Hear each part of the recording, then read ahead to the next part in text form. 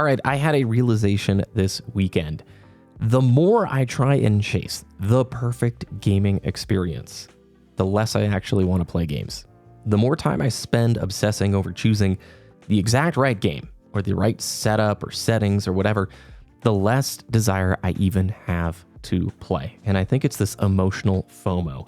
If you've been watching the channel, you know I recently put together a $300 used gaming PC to play on the TV. I am absolutely in love with that rig. This weekend played a bunch of Hollow Knight, played a ton of Red Dead Redemption 2. It's the best weekend of gaming I've had in so long.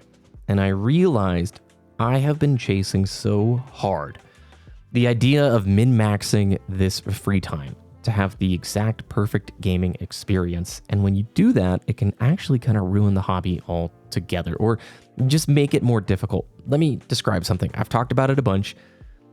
Plenty of times I will sit down wanting to play a game, and I will either boot a game up and close it after 5 or 10 minutes because I'm like, not right.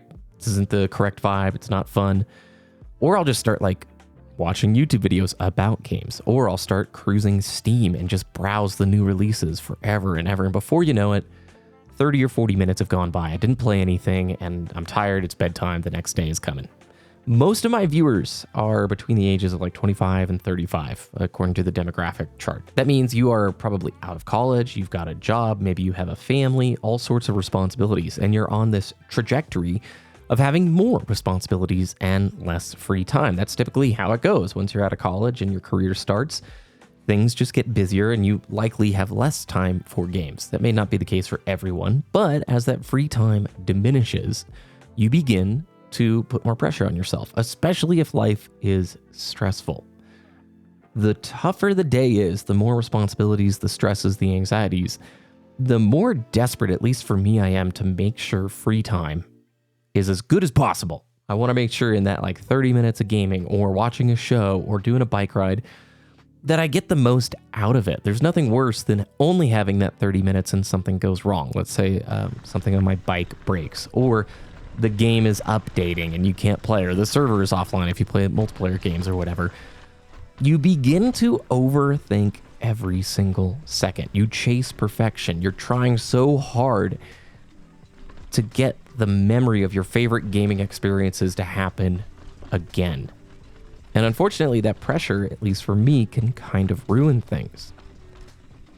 When we're subconsciously chasing this idea of our favorite old gaming memories, the perfect weekends, the pizza party, LAN party things, like late night sessions, magical first playthroughs, you have to remember something critical.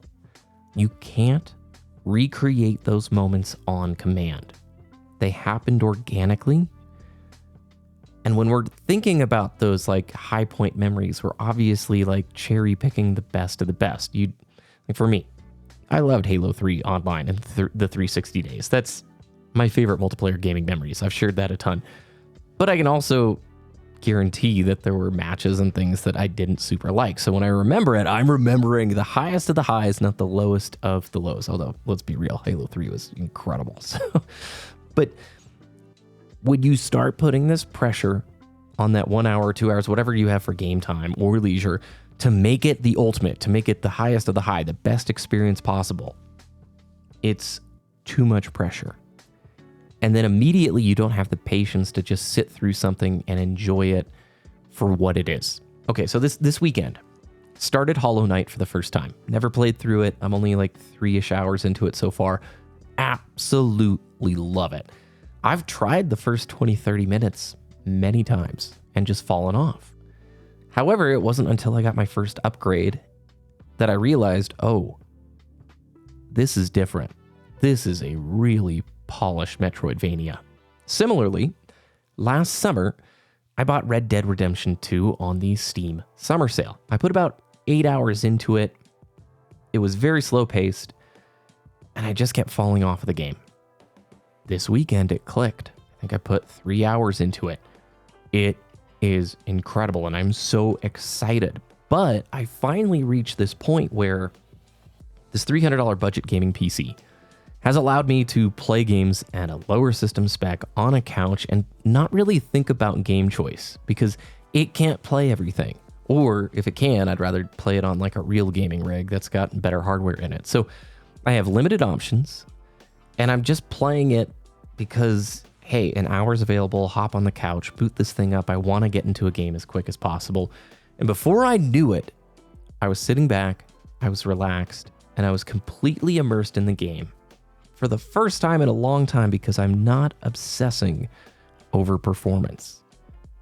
Not like just technical performance, okay? But that is a part of it. Some people can get so caught up in like the best settings and the best rig and the best hardware that they don't even enjoy games. They're mainly just in the business of buying new GPUs and upgrading every new cycle, right?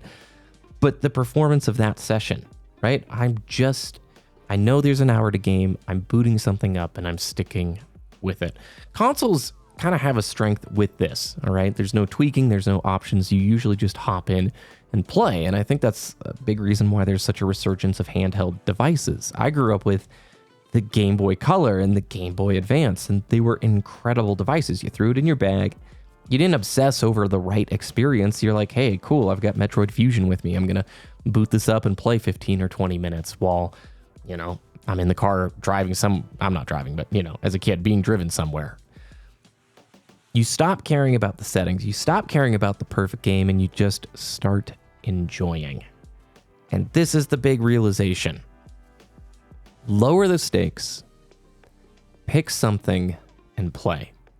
Stop waiting for the perfect vibe, the perfect game, the perfect settings.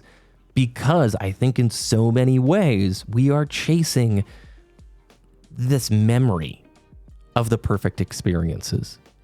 We can remember the high points, the best of the best. And of course, you want those. You want those once in a lifetime experiences. I was thinking about games like Cyberpunk 2077 and Half-Life 2, recently Expedition 33. These mega experiences that I absolutely loved. And yeah, I want only 10 out of 10 games, but you forget those experiences happened organically, not because you were forcing yourself into it to make sure you got the most out of that time.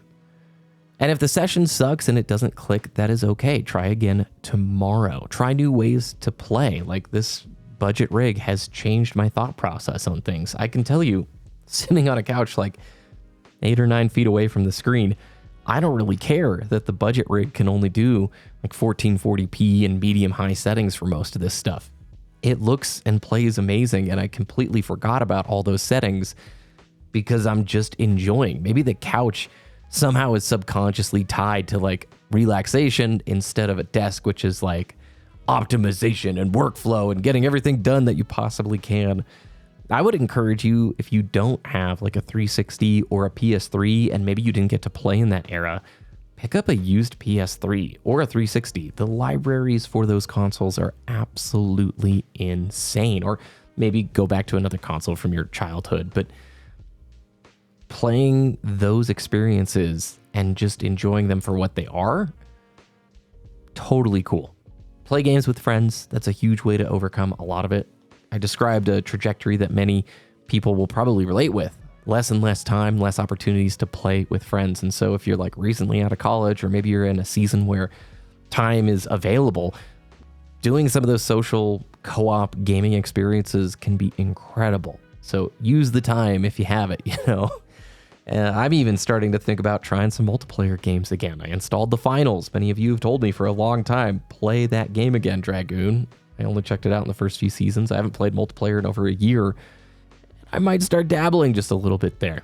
Gaming is supposed to be fun and playful. And sometimes you gotta have that spontaneous nature there. And the best moments typically happen when you aren't really, really trying hard to chase them or to create them. When you let go of some of those expectations, the magic returns. And maybe I enjoyed this weekend so much because life has been so busy, I've barely had time to play anything the last 3 or 4 weeks. As soon as I finished Expedition 33, it's been almost nothing. So this weekend was the first time I could sit down and put like an hour uninterrupted into something. And to just not care and to just see what the game was going to bring, absolutely awesome. Anyway, that is what was on my head. So if you have thoughts on this, I would love to hear about it down below. Thank you for watching. Hope it's a great week, and I will be back again very soon.